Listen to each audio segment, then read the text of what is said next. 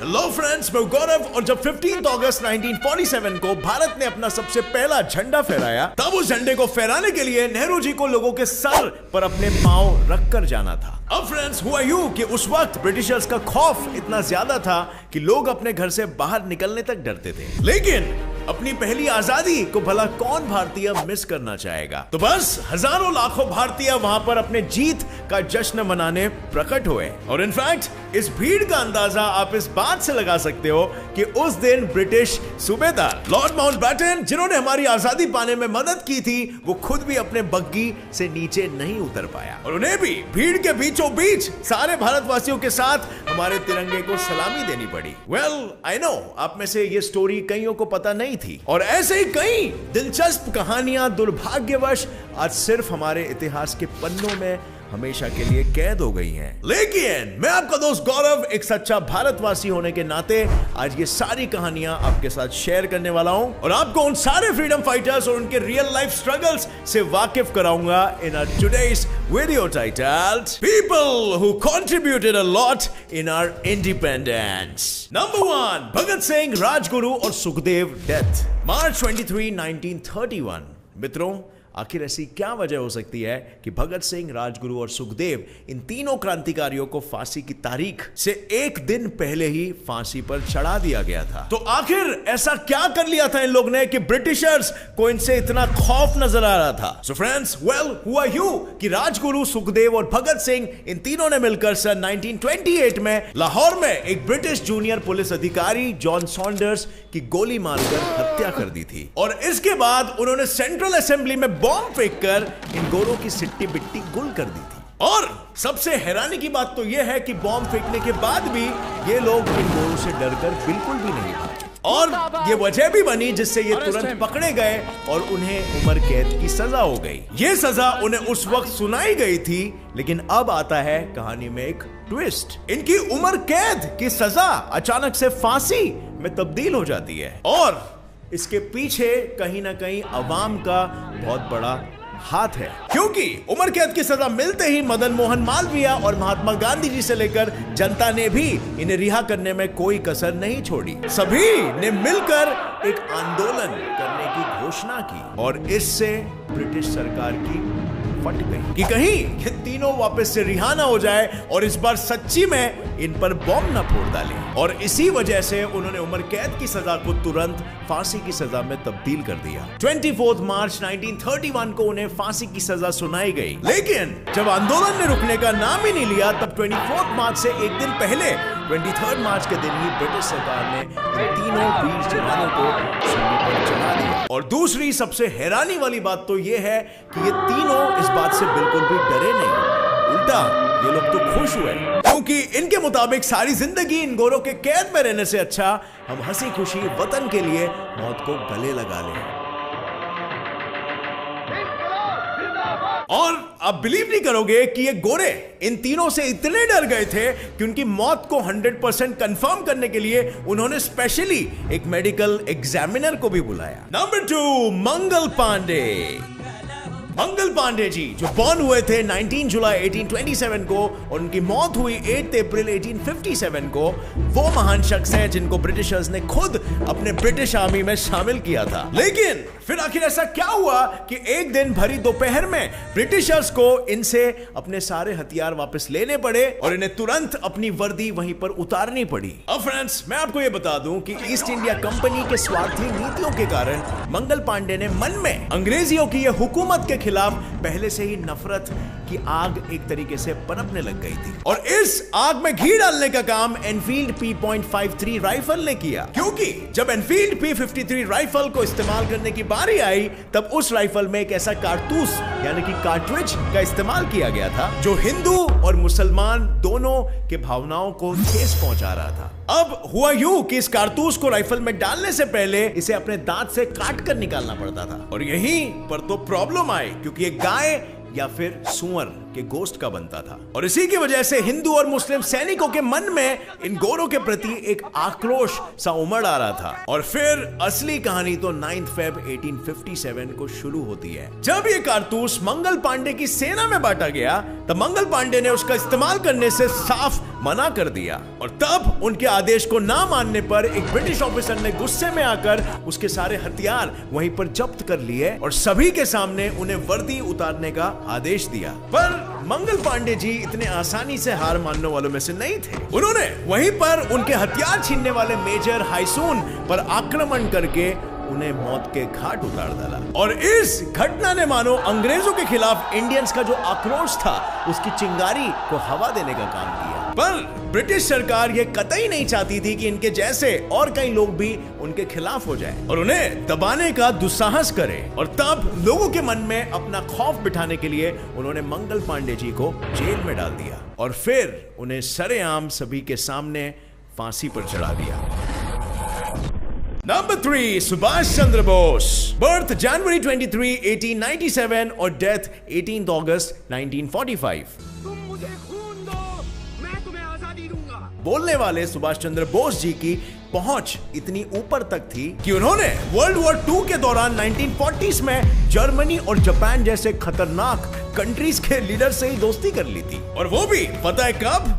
Britishers के कैद से भागकर। वेल फ्रेंड्स, अपने पापा की बात मानकर बोस ने विदेश से अपनी डिग्री हासिल ही नहीं की थी कि उन्हें तुरंत इंडियन नेशनल आर्मी में पोस्ट मिल गया। लेकिन उन्होंने ये पोस्ट को सीधे मुंह पर ठुकरा दिया, क्योंकि उन्हें गोरों के लिए नहीं बल्कि गोरों के खिलाफ लड़ना था। और लोगों के मनों में देशभक्ति के दिए जलाने के लिए उन्होंने स्वराज नामक अखबार भी छपवाना शुरू कर दिया था, जहां वो देशभक्ति की भावना तो जगाते ही पर साथ ही साथ अपने गोरों के खिलाफ भड़काऊ बातें भी लिखते थे। और अगर इतना ही काफी नहीं था तो उन्होंने गोरों के प्रति भड़काऊ भाषण देने के लिए उस समय के चर्चित चित्तरंजन दास जी के साथ मिलकर हजारों की तादाद में लोगों को इकट्ठा किया और गोरों की नाक में दम कर दिया। और तब स्वतंत्रता की इस चिंगारी को फैलाने के जुर्म में बोस को अंग्रेजों ने जेल में डाल दिया। लेकिन जेल में डालने से किसी फ्रीडम फाइटर के आग की चिंगारी बुझती है क्या? जेल से रिहा होने के बाद ही वो फौरन नेहरू जी के साथ अपने फ्रीडम स्ट्रगल पर दोबारा लग गए। लेकिन इस जंग में एक बड़ी परेशानी ये थी कि कई सारे भारतीय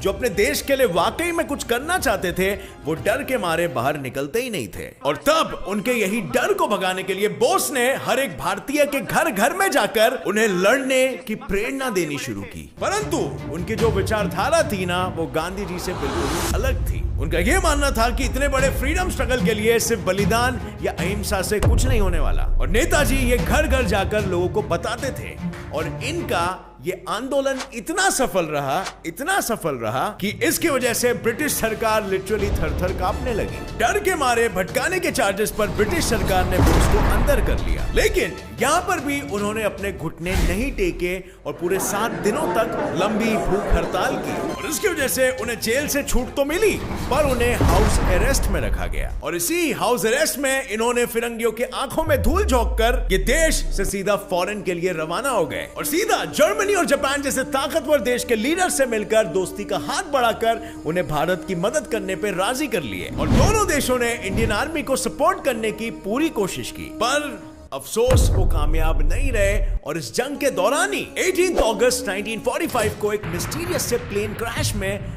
उनकी मौत हो गई और वो दुर्भाग्यवश भारत की आजादी से पहले ही चल बसे। लेकिन फ्रेंड्स, आजादी के लिए उनकी ये स्ट्रगल भारत के इतिहास के पन्नों में हमेशा के लिए अमर हो गई है। नंबर 4, पंडित जवाहरलाल नेहरू।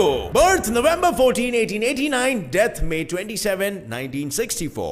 फ्रेंड्स, क्या आपको पता है पंडित नेहरू जी ने हमारे देश को पूरे 17 सालों के लिए संभाला था, और आज तक कोई भी हमारे देश में इतने लंबे समय के लिए प्रधानमंत्री नहीं बना जितना कि ये बने थे। और तो और उनके पिताजी ने उन्हें बिल्कुल एक राजा की तरह संभाला था। और अगर ऐसा था तो क्या आपके मन में यह सवाल नहीं आता कि कैसे उन्होंने अपने सारे ऐशो आराम को छोड़ के आजादी के लिए ब्रिटिशर्स के खिलाफ जंग छेड़ने का फैसला किया? 1910 में अपनी डिग्री पूरी करने के बाद नेहरू जी ने अपने पिता की तरह कानून की पढ़ाई की और फिर जाकर वो एक वकील बने। परंतु भारत वापस लौटने के बाद उन्होंने ये देखा कि अंग्रेज लोग भारतीय लोगों के साथ बहुत ही बुरा सलूक और व्यवहार कर रहे थे, और बस इसी अन्याय, शोषण और अत्याचार विचार को देखते हुए नेहरू जी ने स्वतंत्रता आंदोलन से जुड़ने का फैसला कर लिया। उनका देशभक्ति से भरा हुआ दिल उन्हें आराम से ये सब देखने के बाद बैठने की अनुमति नहीं दे रहा था और मजबूर कर रहा था कि वो बापूजी के साथ आजादी के आंदोलन से जुड़े।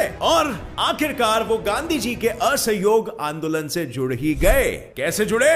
वेल, ये सुनो। अंग्रेजों का आंदोलन करते करते उन्हें कई बार जेल की हवा भी खानी पड़ी, लेकिन अंग्रेजों की हर सजा के बाद वो खुशी खुशी अपनी लड़ाई जारी रखते और आखिरकार उनका यह संकल्प हुआ पूरा। और भारत के आजादी के दिन यानी 15 अगस्त 1947 के दिन नेहरू जी के लिए एक सुवर्ण अवसर आया, क्योंकि भारत को और सभी भारतवासियों को सही दिशा में आगे बढ़ाने के लिए नेहरू जी को भारत के पहले प्रधानमंत्री के रूप में चुना गया। और तब से यानी 1947 से सन 1964 तक देश के वो प्रथम और लंबी अवधि वाले प्राइम मिनिस्टर बन के रह गए। नंबर 5, मोहनदास करमचंद गांधी। बर्थ अक्टूबर 2, 1869 और डेथ जनवरी 30, 1948। अब फ्रेंड्स, क्या तुम लोग ये सवाल का जवाब दे सकते हो कि अंग्रेजों ने नमक जैसे मामूली वस्तु पर भी टैक्स क्यों लगाया? वेल, बताता हूं, लेकिन उससे पहले गांधी जी एक उत्तम वकील से अपने देश के राष्ट्रपिता यानी फादर ऑफ द नेशन आखिर कैसे बने? क्या इसके बारे में भी आप जानते हो?